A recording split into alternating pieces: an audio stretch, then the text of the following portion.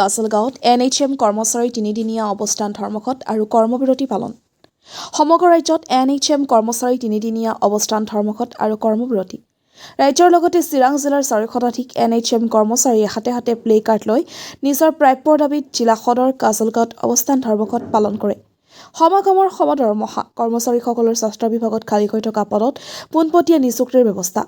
নিয়মীয়া কৰ্মচাৰীৰ সমাহাৰত gratuity, pension, death benefit, service book facility আৰু অন্যান্য সা-সুবিধা সমাহাৰত প্ৰদান কৰাৰ দাবীত অৱস্থান ধৰ্মঘট আৰু কৰ্মবিৰতি কাৰ্যসূচী পালন কৰে। দাবী এটাই কামৰ সম অধিকাৰ যিটো দিব লাগে আৰু আমি জানো যে আমি NHM এমপ্লয়খিনিয়ে যিমান ৰেগুলাৰ এমপ্লয়খিনিয়ে যিখিনি কাম কৰে তাতকৈ আমি কোনো গুণে কম কাম নকৰোঁ। গতিকে আমাৰ মুখ্য দাবী সেয়াই, আমি যাতে যিটো আমাৰ আজিৰ মুখ্য দাবী যে সমকামৰ সম অধিকাৰ আমাক লাগে, এইখিনি মোৰ মুখ্যমন্ত্ৰী ডাঙৰীয়ালৈ অনুৰোধ থাকিলে তেওঁ নিশ্চয় এইখিনি বিবেচনা কৰিব আৰু আমাক এটা ধনাত্মক আমি ফল লাভ কৰিম বুলি আমি আশাবাদী। ধন্যবাদ। আমাৰ NHM কৰ্মচাৰীসকলে মানুহৰ জীৱন মৰণৰ সমস্যালৈ যুদ্ধ কৰি থাকে।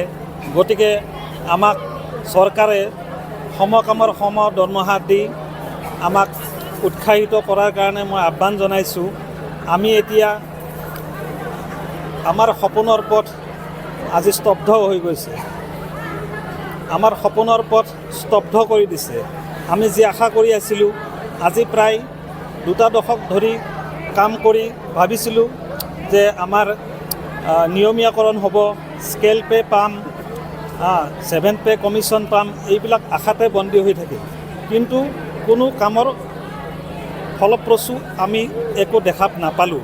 গতিকে এইবাৰ ইলেকশ্যন অহাৰ আগে আগে মাননীয় হিমন্ত বিশ্ব শৰ্মাদেৱে যাতে আমাৰ যিবিলাক সমস্যা, এই সমস্যাবিলাক তেওঁলোকে যাতে চালি জাৰি চাই আমাক ছেটিছফাই কৰে।